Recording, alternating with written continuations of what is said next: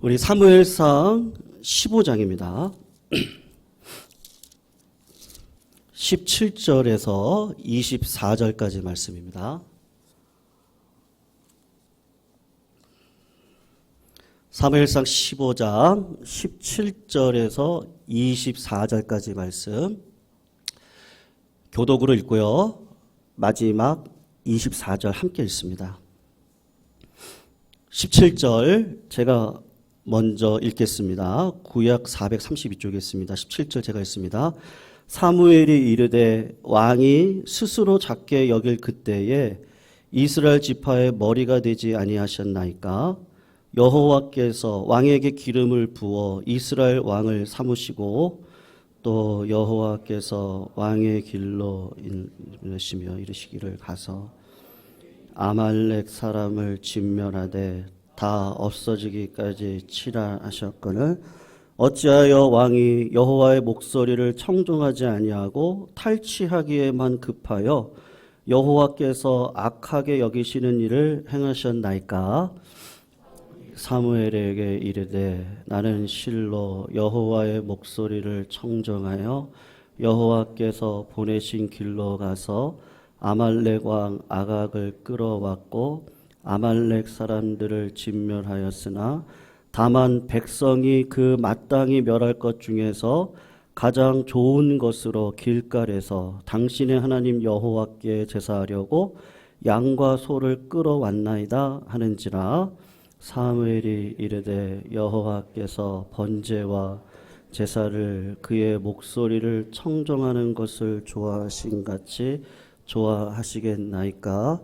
순종이 제사보다 낫고 듣는 것이 순양의 기름보다 나으니 이는 거역하는 것은 점치는 죄와 같고 완고한 것은 사신 우상에게 절하는 죄와 같음이라.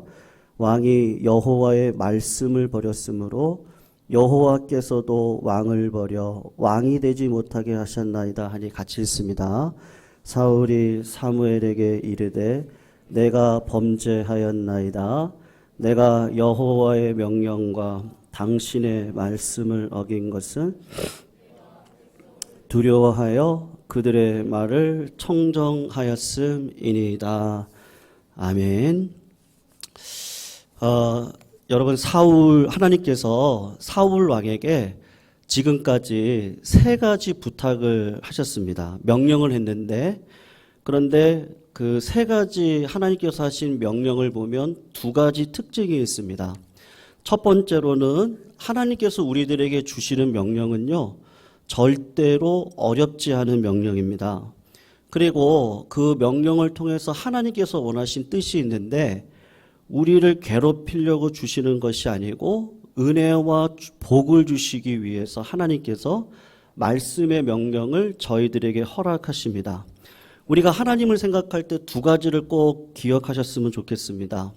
하나님의 본성상 우리가 못할 것을 명령하시느냐? 절대로 그렇지 않습니다. 만약에 우리가 못할 것 같으면 능히 하실 수 있도록 하나님은 우리들에게 힘을 주십니다. 감당하지 못할 시험을 허락하시지 않습니다. 만약에 감당하지 못할 것 같으면 하나님께서 피할 길을 주시고 그렇지 않으면 이길 수 있는 은혜를 우리들에게 주십니다. 사울 왕에게 세 가지 명령을 했습니다. 지금까지 왕으로 기름 부을 때 블레셋 수비대를 쳐라. 그리고 전쟁에 있을 때 사무엘을 기다리면 되거든요. 그리고 사무엘이 예배를 드리고 전쟁에 참여했으면 됐습니다. 그리고 세 번째로 아말렉을 진멸하라고 했습니다. 이것은 사울이 능히 할 수 있는 겁니다. 특별히 세 번째 아말렉을 치라고 하는 명령은 하나님께서 의도하신 바가 있는데 앞에 그 두 명령을 불순종함으로 하나님과 사울 왕의 관계가 소원해졌거든요. 그러니까 하나님이 아버지로서 자식 사울에게 관계를 다시 잘 맺기 위해서 사랑의 마음으로 내가 세 번째 명령을 내리니까 이 명령에 순종을 함으로써 그 서먹한 관계를 회복하려고 하는 아버지 하나님의 마음이 있습니다. 성도님들 선악과를 한번 생각을 해보시면요. 사울왕이 범한 죄하고 아담과 하와가 범한 죄가 공통점이 있습니다.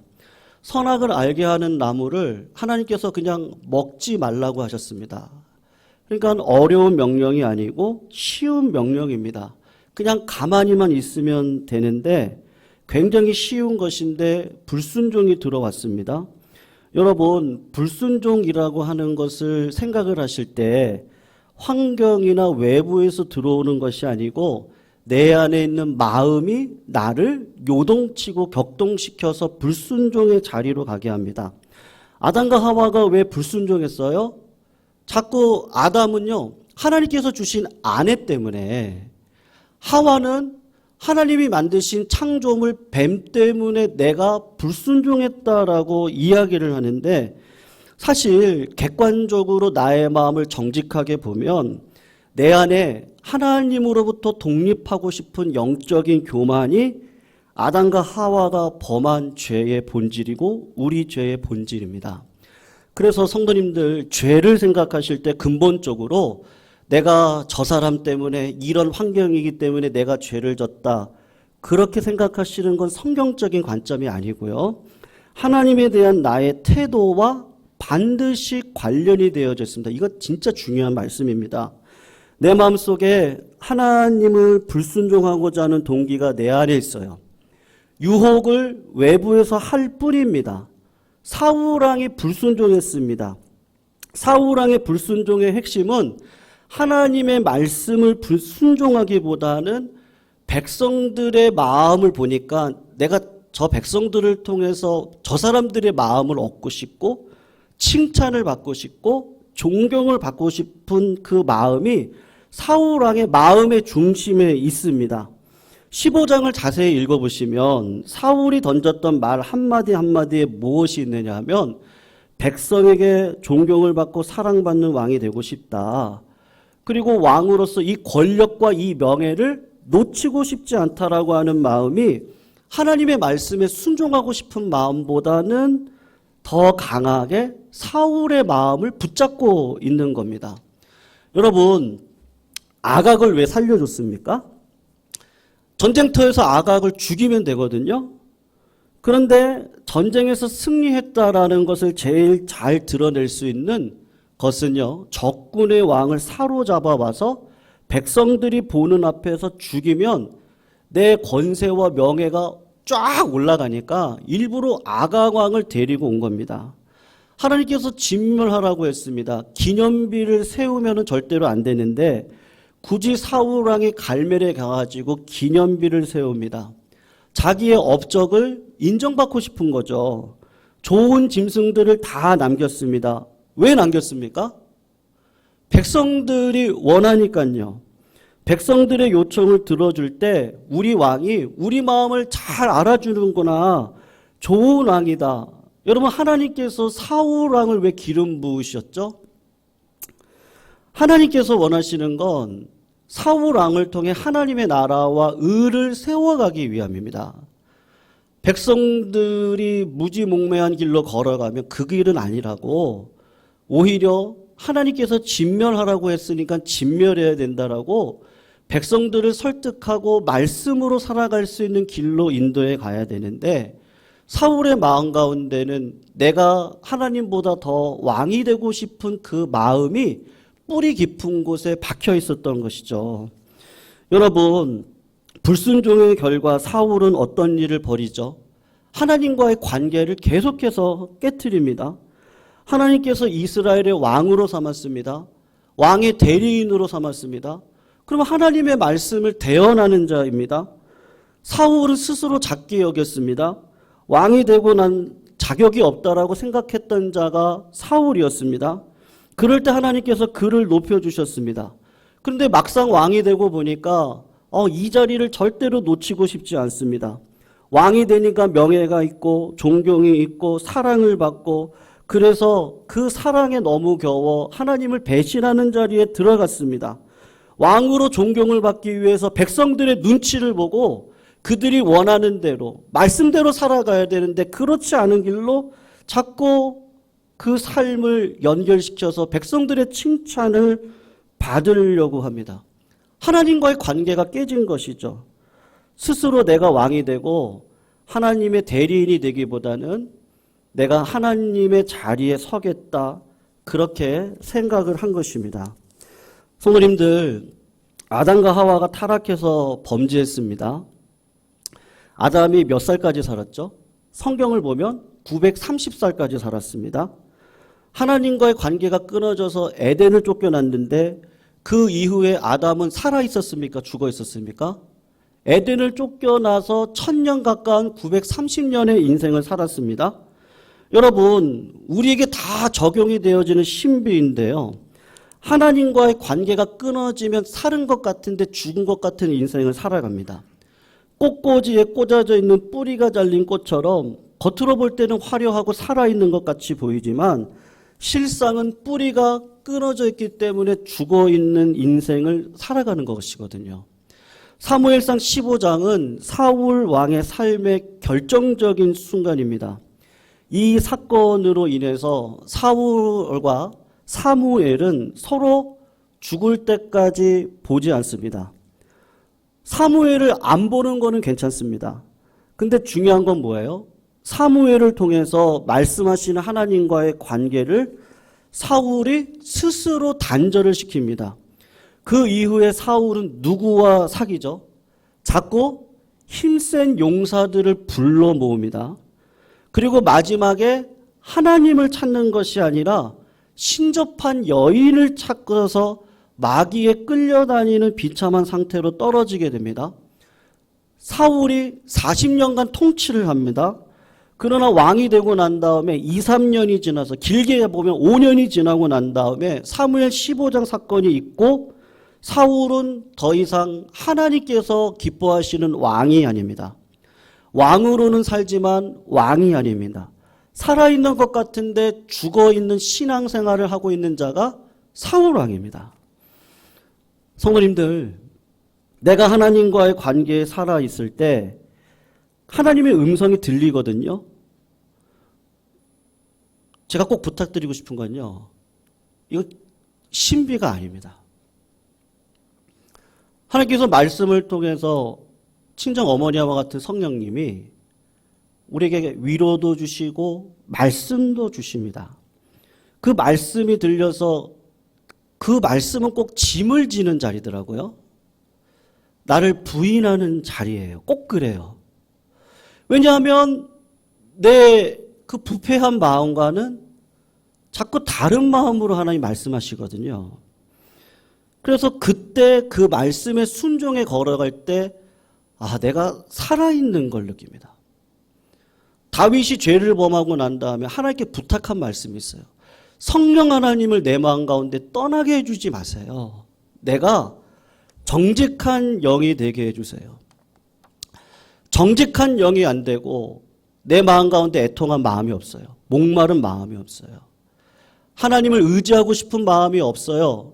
하나님 말씀하시는데도 내 마음이 자꾸 굳어가요. 그러면 답답하죠. 그래서 하나님 앞에 나와서 도대체 제 마음이 왜 이래요? 환난이 오고 어려움이 옵니다. 하나님께서 사망의 음침한 골짜기로 나를 끌어갈 때가 있습니다. 근데 그 사망의 음침한 골짜기에서도 기도하는 가운데 무엇을 발견하면 주의 지팡이와 막대기가 나를 안위하고 있구나. 그 음성과 뜻이 분명합니다. 그러면 내가 영적으로 살아있기 때문에 그 길을 담대하게 걸어갈 수 있습니다. 풍요의 자리에 있습니다. 하나님께서 주신 분명한 뜻이 있는데 왕의 자리에 세워주셨던 하나님의 뜻을 모르고 걸어가면 그건 살아있으나 죽은 자로서의 삶을 살아가게 되는 것이죠. 말씀을 통해서 우리가 아는 진리가 있는데요. 하나님께서 말씀하신 영적인 진리는 반드시 우리들의 실제적인 삶에 영향을 끼치게 됩니다. 성도님들, 제가 여기 있는 현수막이요. 여기 위에 이제 1층 높이잖아요. 사다리를 제가 올라가서 1층 높이에 올라가서 제가 달다가 떨어졌습니다. 그러면 어떻게 되겠습니까? 뭐 죽지는 않겠지만 뭐 팔이 부러지든지 다리가 부러질 겁니다. 10층 높이 아파트에서 제가 떨어졌다라고 생각을 해보십시오.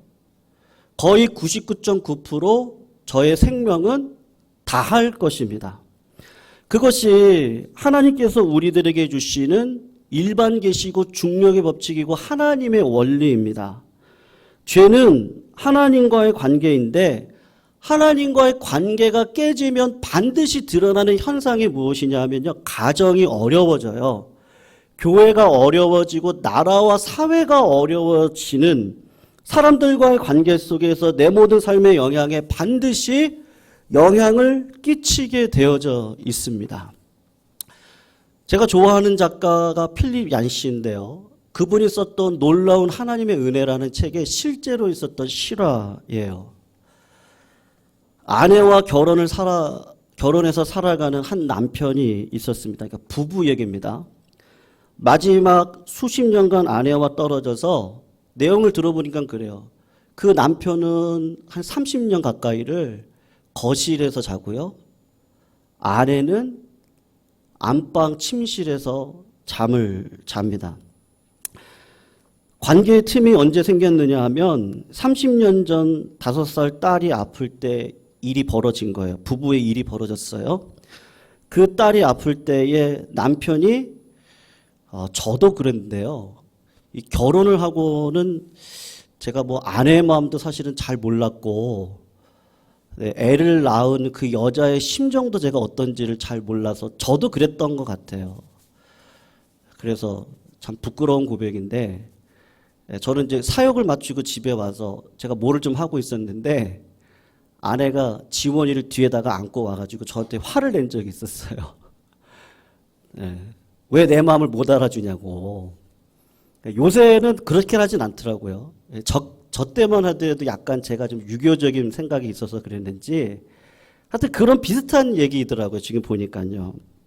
딸이 아픈데 남편이 아픈 딸에게 충분한 관심을 보이지 않았습니다. 그래서 그것 때문에 아내와 말다툼을 하게 되었는데 말다툼을 하고 난 다음에 남편이 속이 상해서 그래서 아내와 자지 않고 마룻바닥에 나와서 소파에서 잠을 자게 된 겁니다. 밤마다 마룻바닥이나 소파에서 자고 있는 자기에게 아내가 찾아와 주기를 기다리고 있었습니다. 30년 동안 아내는 밤마다 자기가 자고 있는 방에 남편이 들어와서 위로해 주기를 기다리고 있었습니다. 그런데 30년 동안 아무도 그 일이 일어나지 않았습니다. 그 결과 이 부부는 작은 말다툼으로 인해서 30년 동안 관계가 깨졌는데 싫어하거든요. 30년 동안 각방 생활을 한 겁니다. 이렇게 부부가 서로 용서하지 못하고 살아갈 때 5살 된 딸이 35살이 될 때까지 그 모습을 보고 자랐습니다. 하나님과의 관계가 깨지면 반드시 이 실제적인 삶에 영향을 끼치는데 그 딸아이가 35살이 됐는데 행복했겠습니까? 제가 말씀드리고 싶은 건 이건데요. 조금 예민한 문제이기도 합니다만 그냥 용서하시고 들어주십시오. 성도님들, 제가 질문을 하나 드릴게요. 결혼 서약은 누구에게 하는 거죠? 결혼 서약은 누구한테 합니까? 결혼 서약이요. 한번 대답을 좀 해주시겠어요? 누구한테요? 하나님께 하죠. 결혼 서약은 하나님께 합니다. 그 이유는 다른 이유가 아니고요. 아담과 하와의 최초의 가정을 만드신 하나님이 아담이 홀로 있는 것을 보고 돕는 자 아담의 뼈에서 아내를 만들어 하나님이 중보자가 되셔서 둘을 결혼시켜서 가정이 되게 하셨습니다. 그 이유는 신약에 가서 보면 밝혀지는데 신부인 우리가 교회의 머리 대신 예수 그리스도를 신랑 삼아 하나님이 중재하셔서 그 가정과 같은 교회를 세우기 위한 하나님의 밑그림이었습니다. 그래서 결혼 서약은 하나님께 하는 겁니다. 우리가 맹세를 누구한테 하죠? 하나님께 하는 거죠. 남편이 아내에게 맹세를 하는 것도 아니고요.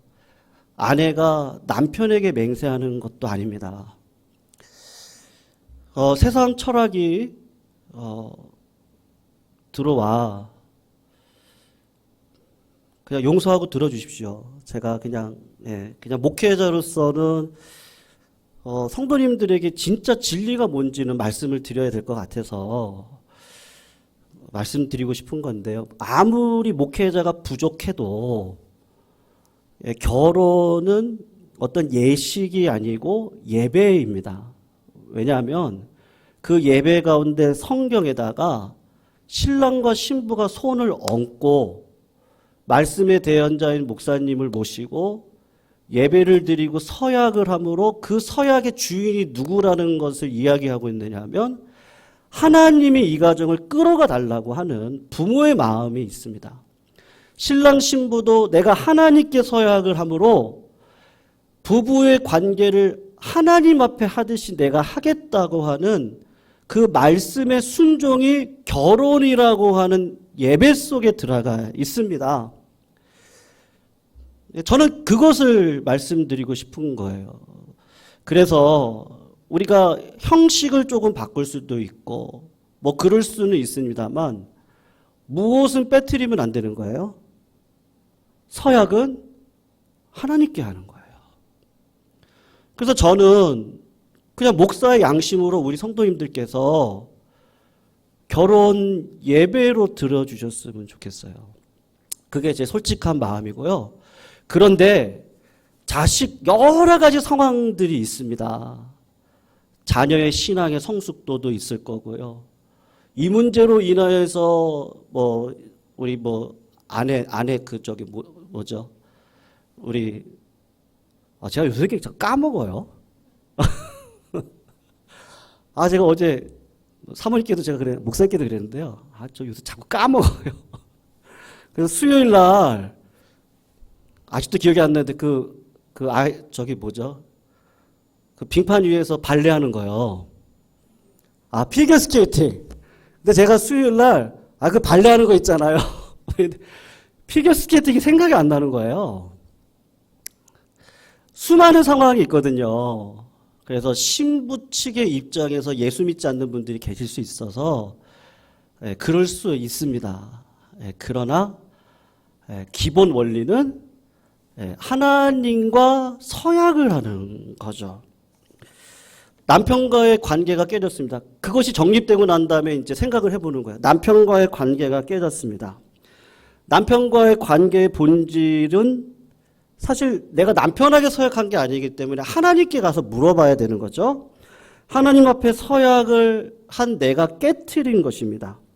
하나님과의 관계에서 그 서약을 깨트렸기 때문에 그것이 깨지면 절대로 남편을 용서하지 않습니다. 신혼 초에 부부싸움을 했습니다. 남편이 아까 제가 말씀드린 일화처럼 나와서 소파에 나와서 자려고 합니다. 그때 신앙의 아내가 베개와 이불을 들고 남편 곁에 왔습니다. 남편이 좋아서 온 게 아니고 하나님께서 각방을 쓰지 말라고 용서하라고 70번씩 7번 어떻게 용서해요? 어떻게 저런 누구누구를 용서할 수 있겠습니까? 근데 하나님은 용서를 하라고 결혼 때 서약하지 않았습니까? 남편은 하나님 제 옆에 있는 이 자매를 예수님이 그렇게 희생하셔서 핏값을 흘리셔서 십자가에 짊어지심으로 우리 신부된 우리를 구원한 것처럼 남자인 저는 이 아내를 예수님이 사랑하는 것처럼 사랑하겠습니다. 그렇게 서약을 하거든요. 그리고 아내는 예수 그리스도가 머리 되어 그분을 따라가듯이 이 남편의 말씀에 순종해서 걷겠다고 하는 말씀에 기초해서 서약을 했기 때문에 아무리 힘들고 어려운 과정을 거쳐도 하나님께 물어보고 하나님 정말 어떻게 해야 돼요? 원수까지도 사랑해라. 악을 악으로 갚지 말아라. 그래도 내 남편이고 내 아내고 같이 살아야 되니까 그때 이불을 들고 신부가 신랑한테 가는 거죠. 왜 그렇습니까? 서약을 누구한테 했기 때문이죠? 하나님께 했기 때문에 그렇습니다. 여러분, 하나님과의 관계를 깨지 않고 말씀에 순종할 때 하나님은요, 어떠한 가정도 그렇습니다. 회복시키십니다. 회복시키셔서 그 회복과 은혜의 통로로 사용을 하십니다. 제가 섬겼던 부목사 때 사모님의 실제 간증입니다. 사모님이 한번 남편 목사님에게 상처받은 일이 있었거든요. 목사님과 함께 신방을 갈 때 우리 권사님들 신방 대원들 있으시잖아요. 같이 이제 갔는데 사모님께서 남편의 팔짱을 이렇게 딱 끼려고 그랬어요. 근데 저는 그 목사님의 마음이 뭔지 알겠거든요. 사모님 팔짱을 딱 끼려고 하니까 탁 쳤어요. 끼지 말라고. 왜 그런지 아시죠? 신방 권사님 중에는 남편을 먼저 보낸 분이 계시는 거예요. 그러니까 그 앞에서 팔짱을 끼고 가면 그 권사님의 마음이 아프실까봐 목사님이 탁 친 거예요. 근데 사모님의 마음 가운데 큰 상처를 받았어요. 모든 권사님들이 보는 앞에서 나를 무시했다. 나도 자존심이 있는데 사모님이 서운한 거예요. 내가 2번 다시는 내 남편하고 팔짱을 끼지 않겠다. 그래서 몇 년을 안 꼈는지 아십니까? 10년을 안 꼈어요. 매일 새벽 예배 드리는데 이게 마음에 걸려가지고 하나님 앞에 기도를 했더니 용서해라. 그래가지고 목사님한테 가가지고 하나님께 기도를 했는데 내가 이 마음 가지고 도저히 살아갈 수 없어서 미안하다고 죄송하다고 그렇게 이야기하고 팔짱을 켰다고 합니다. 여러분, 이런 일이 벌어졌을 때 당황스러운데요. 그 목사님께서 아셨겠습니까? 당연히 모르죠. 사모님은 무엇과 싸운 거죠? 내 안에 있는 섭섭함하고 싸웁니다. 내 안에 있는 자존심이 상했다는 것하고 싸웁니다. 남편하고 싸우는 게 아닙니다. 내 안에 있는 억울함, 자존심이 상한 것이 그게 너무 억울해요. 그게 너무 크니까 남편에게 복종하시오, 아내를 사랑하시오. 하나님의 말씀이요 들리지가 않는 거예요. 내 마음이 딱딱하니까 들리지가 않는 겁니다.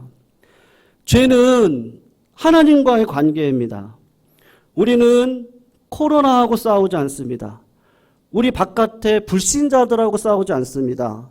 내 안에 있는 적개심, 내 안에 있는 미워하는 마음, 내 안에 있는 제 솔직한 고백이거든요. 자꾸 제 마음이 선생이 되려고 하는 마음을 자꾸 느낄 때가 있어요. 아비가 돼야 되는데 끝까지 사랑하고 끝까지 인내하고 끝까지 우리 성도님들을 말씀의 진리의 자리까지 장성한 자리까지 인도하기 위해서는 그 사랑의 마음이 필요한데 어느 순간 저도 모르게 그래서 아내한테 그런 고백을 했습니다. 2주 전에. 우리 마음 가운데 적개심이나 미움이나 원망이나 불평이나 이거 들어오지 않도록 진짜 우리 조심하면서 좀 걸어가자. 왜냐하면 내 마음 가운데 여러분 왜 질병이 없겠습니까? 죽을 때까지 나를 힘들게 하는 사람이 왜 없겠습니까? 우리를 어렵게 만드는 환경이 왜 없겠어요? 근데 하나님께서는 하나님과의 관계 속에서 마음을 보라고 하시거든요. 내 마음을 자세히 보세요. 왜 원망해요? 나는 괜찮다고 생각하는데 절대 그렇지 않습니다. 하나님이 보실 때 제가 말씀드린 것처럼 내 죄를 회개하는 죄인이 있고요. 양심의 가책도 없이 회개하지 않고 그냥 내가 왕이 돼서 살아가는 죄인만 있을 따름이죠. 어떻게 회개해요? 내 마음을 나도 모르는데 누가 해줘요? 하나님 앞에 나아가야 되는 거 아니겠습니까? 이번 주간에 지명이하고 좀 교회 관련해서 이런저런 이야기를 하다가 엄마가 이제 좀 부탁을 하고 저도 이렇게 또 듣고 있었는데 엄마가 그런 얘기를 했어요. 야, 네가 이렇게 하면 하나님께서 너의 삶을 책임져 주실 거야. 그때 여러분 지명이 목사의 자녀입니다. 지명이가 뭐라고 했는지 아십니까? 정말 절대로 믿으면 안 돼. 네, 절대로 믿으면 안 돼. 저도 그랬거든요. 제가 이 방송 우리 어머니가 보시면 안 되는데 어머니가 오셔가지고 교회를 갔다 오시면 막 설거지를 하면서 막 꽝꽝 내려치면서요. 화를 내세요. 그래서 제가 청년 때죠. 아, 권사가 왜 저러나. 한참 교회가 막 싫을 때였어요. 그때 제가 막 교회가 막 이분법적인 것 같고 막 그냥 막 교회가 막 싸우는 것 같고 맨날 막 그런 것 같아서 권사가 저러면 어떠냐고 막 그랬어요. 근데 나중에 이제 뭐 우리 지명이도 나중에는 알게 될 거라고 생각해요. 지명이 저한테 그래요. 아빠 이중적이라고. 집에서는 야, 너 이러면서 교회 가서는 사랑하는 성도님들 뭐 이렇게 한다는 거예요. 목사 코스프레 한다는 거예요. 우리 어머니 야, 권사인 내가 그러면 교회 가서 머리 끄댕이 잡고 싸우랴? 권사인 내가 교회에서 소리 지르냐? 제가 군대 갔다 와서 어머니한테 들었던 말이에요. 그렇지. 제가 나중에 지명한테 얘기할 거예요. 야, 목사 코스프레 좀 한다고 뭐가 잘못됐냐? 그럼 내가 그러면 성도님들한테 야, 너 그러겠냐? 사랑하는 성도님들. 제가 웃겨가지고. 사랑하는 성도님들. 집에 그렇게 한다는 거예요. 저 그렇게 안 하거든요. 그냥 사랑하는 성도님들 이렇게 하는데 제가 왜 이 말씀을 드리죠? 성도님들 그 마음이 문제인데요. 내 마음이 내가 그런 관점에서 보면 다 나쁜 거예요. 다 나쁜 거예요. 근데 성숙해지고 부모가 되면 내가 그 자리에 가서 보면요. 어떻게 싸워요. 목사 코스프레 좀 하면 어때요. 교회가 잘 되게 하면 좋잖아요. 그리고 하나님 앞에 회개하면 되죠. 뭐. 제가 그렇다고 이중적이라는 거 아니에요. 성도님들. 저는 뭐 그렇게 보이고 싶진 않지만 뭐 그럴 수도 있다면 용서하십시오. 마음이 중요한 것이죠. 마음이요. 결국은 하나님은 누구랑 싸우세요? 신앙이 어릴 때는요. 저 불신자들. 근데 신앙이 쭉 들어오면 하나님 나랑 싸우시는구나. 내 마음이 중요하구나. 잠언의 말씀.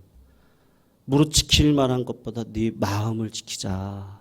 생명의 근원이 그 마음에 있잖아요. 내가 성령 충만하면요. 아무리 적들이 공격을 해도요. 사랑으로 품을 수 있습니다. 근데 하나님과 맺었던 그 언약을 저버리는 걸 왜 저버려요? 자꾸 내가 주인 되니까. 사울이 놓친 게 뭐죠? 날마다 주님 앞에 나가요. 진리의 빛으로 세상을 비추는 예광. 그 빛을 내 마음속에 모시는 일을 하루도 걸으면요. 내 마음은 딱딱해져요. 그리고 세상의 철학이 마치 교회의 철학인 것처럼 들어와서 무지몽매해서 이게 죄인지도 모르고 걸어가면 그거 어떻게 해요? 안 되잖아요. 그래서 성도님들 그냥 저도 그냥 말씀의 뜻이 무엇인지 깨닫고 깨닫는 대로 성도님들께 말씀드립니다. 진짜로 제 마음은요. 우리 성도들 다 복받고 같이 이 믿음의 길에 축복받는 교회에 대해서 세상을 비출 수 있는 그 교회가 되기를 원하는 마음이 있어서 그렇습니다. 성도님들 이번 한 주간도 믿음으로 살아가시기를 주의 이름으로 부탁드립니다. 그리고 어떠한 상황 속에서도 환경이나 다른 거 보지 마시고 내 마음, 내가 문제예요. 내가 잘하면 우리 가정이 지금은 힘들고 어려운 가정 거쳐도 잘 될 겁니다. 그런 믿음 안에 서시기를 주의 이름으로 축원합니다.